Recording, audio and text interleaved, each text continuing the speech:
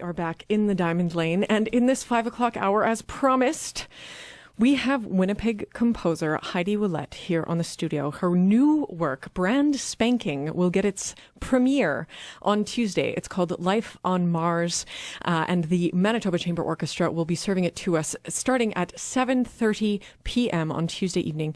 Heidi, welcome to the Diamond Lane. Thank you. I'm so happy to be here. It's such a pleasure to have you always. I mean, we've collaborated, over the last 5 years or so with the Cluster Festival, of whom you are the co-founder / director. Yes.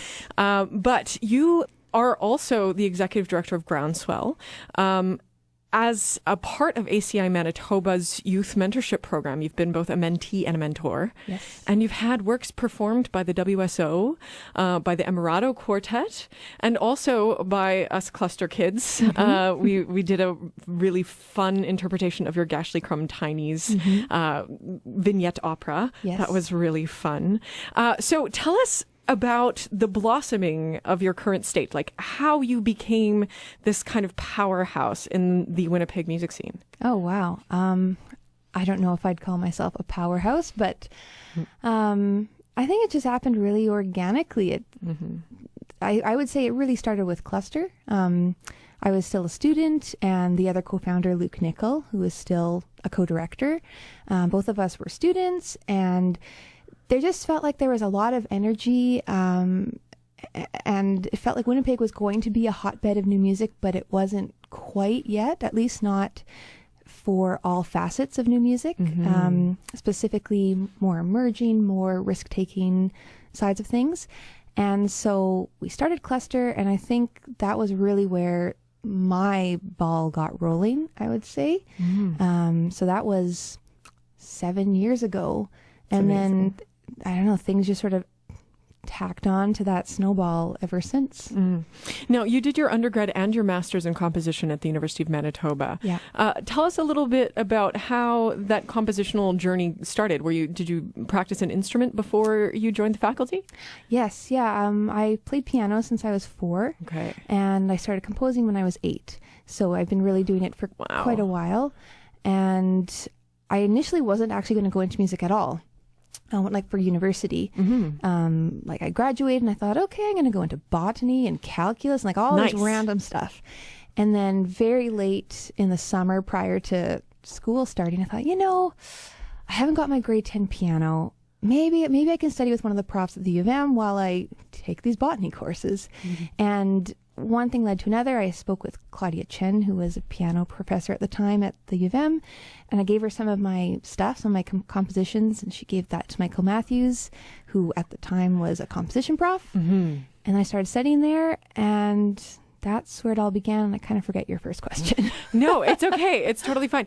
The emergence into composition from piano. Yes. So, and because you started composing at 8, who was it that opened that door for you?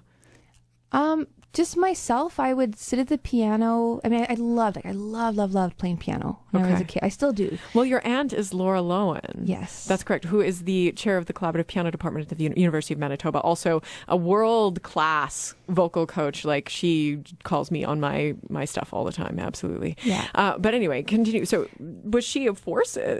Oh, absolutely. She was such an amazing role model. And I mean, I didn't even question that music would be a huge part of your life always, because it just always was.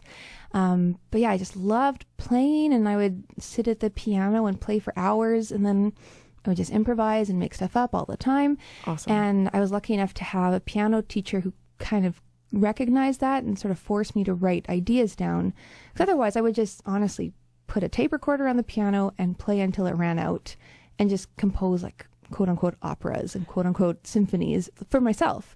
And so then I started writing little pieces slowly but surely. And also my piano teacher was really great in making me become a part of the infrastructure, like the little infrastructure there was for young composers, like going into the Winnipeg Music Festival and entering the young composers class and submitting my pieces to like the Music Teachers Association composition competition.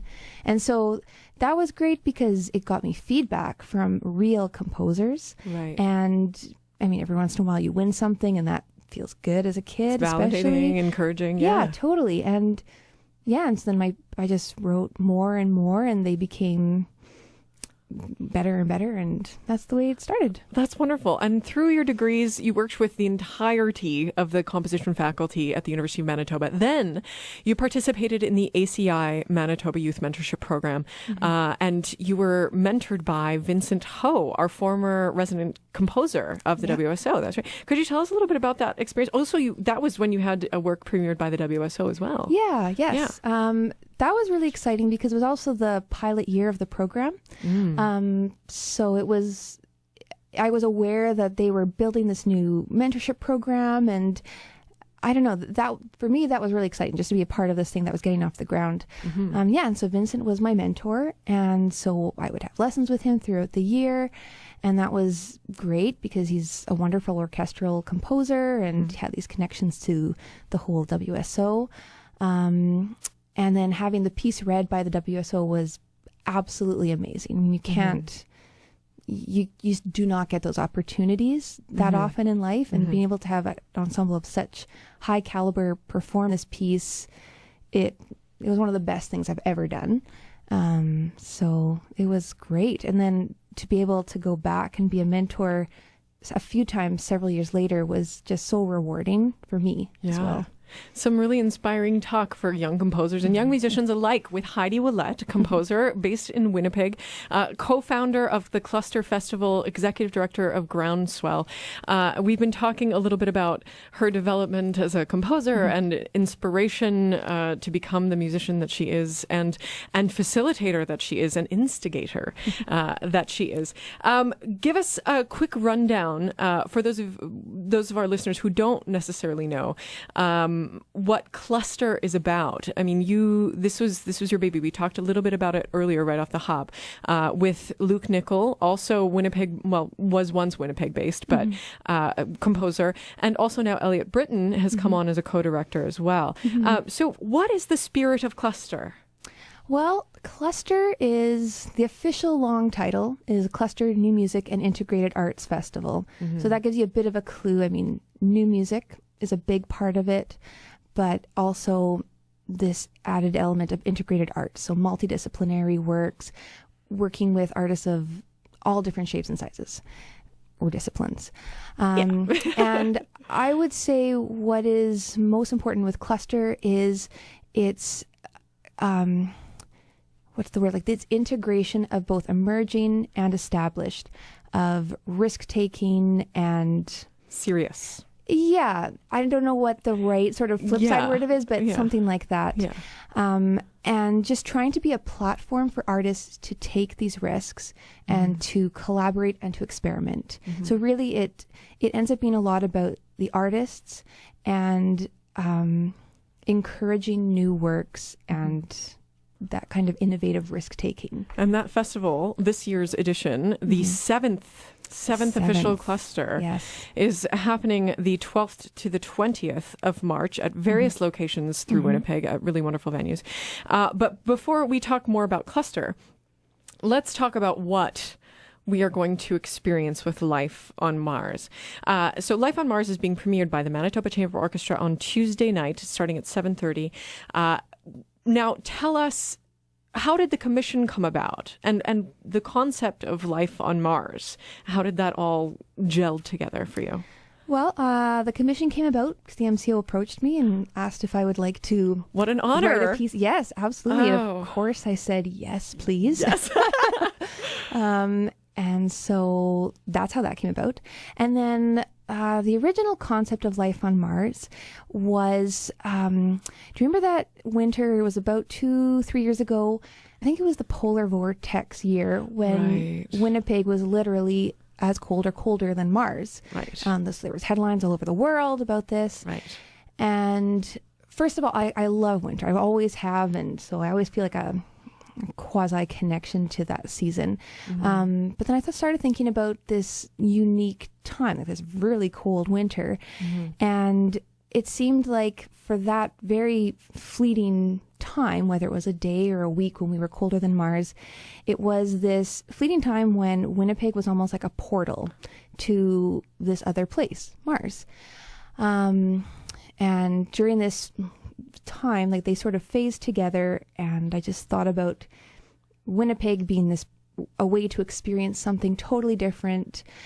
And then I kind of ran with that idea. And I just thought of these two things phasing together that are otherwise like quite different. I mean, Earth and Mars are obviously very different planets, like millions of miles away. And so I just thought of the implications of that and the dichotomies, but also the overlappingness that happens with that. So that was the original conception. And then in the process between when I sort of started thinking about this piece and then actually got around to finish writing it, I had a baby. Right, Henry. Henry. Who has just turned 1. Yes. Congratulations. Thank you. Yeah, 1 year and 2 days now. Amazing. And so as I was writing the piece, sort of try as I might to stick to that original plan, I just had this totally these persistent feelings of my experiences becoming a mother, and also experiences going through a miscarriage prior to having Henry. And I just couldn't not incorporate those elements into the piece. So in the end, it sort of started in one place and ended in another, which is true of any piece. I'm sure any composer would say that, but it ended up having quite a profound impact on the work. So it's quite a bit different than I would have originally thought of. But it's with that instinctive evolution of idea that comes the organic essence of what makes you as a composer, how you communicate. That's fascinating. Heidi. What was really interesting to me was being able to actually retain some of the original concepts. So that idea of those dichotomies and these two things sort of phasing together in a way. The experience of miscarriage and motherhood were two dichotomous experiences in and of themselves. Yeah, of course. And so there was this known and unknown and this blossoming life and the opposite of that. And so I was able to draw a lot from both sides. This is brilliant. And now you also tend to use, you use borrowed things a lot. You use extended techniques quite a bit as well. Or should listeners expect any of that in this work? Yeah, not so much extended techniques. I would say, I'm trying to think if there's anything really wacky. I don't think so. No wacky sounds? But yeah, there's actually quotes and borrowed things here and there quite a bit. Some of my own material. I think that's that's part of the Mennonite side of me. I like to get a lot out of something. Yeah. And in fact, there's actually a quote from one of Luke's pieces, Kumiko. That was a really wonderful chamber piece. There's a lullaby that I wrote a couple years ago that I sort of tweaked, and that becomes very prominent in the piece. It's a solo for the violin, and then at the end, the whole ensemble kind of takes it on in a very overflowing, emotive way. It sounds very emotive and very emotional. I'm very much looking forward to seeing it on Tuesday. At 7:30 p.m., the Manitoba Chamber Orchestra will premiere Heidi Ouellette's Life on Mars. Something that I didn't quite expect that depth of life experience to be creeping into this. I mean, the title is perhaps a little misleading, but then also the wonders that we get from the mouth of the composer when we get to talk to her, and this perspective that we enjoy from you. And thank you for sharing that with us too. Oh, absolutely. That's huge. Okay, so on top of Heidi's new work, Life on Mars, you can also hear some Ravel, some Handel, and some Debussy with Emmanuel Cesson, as well as a little bit of a Haydn symphony. Tickets are $32 for adults, $30 for seniors, and $10 for students, available at McNally Robinson Booksellers, the West End Cultural Center, Organic Planet, or the MCO ticket line at 204-783-7377. That was heavy, but in a good way, in a satisfying and nurturing way. Heidi, thank you so much for joining us here in the Diamond Lane. My pleasure.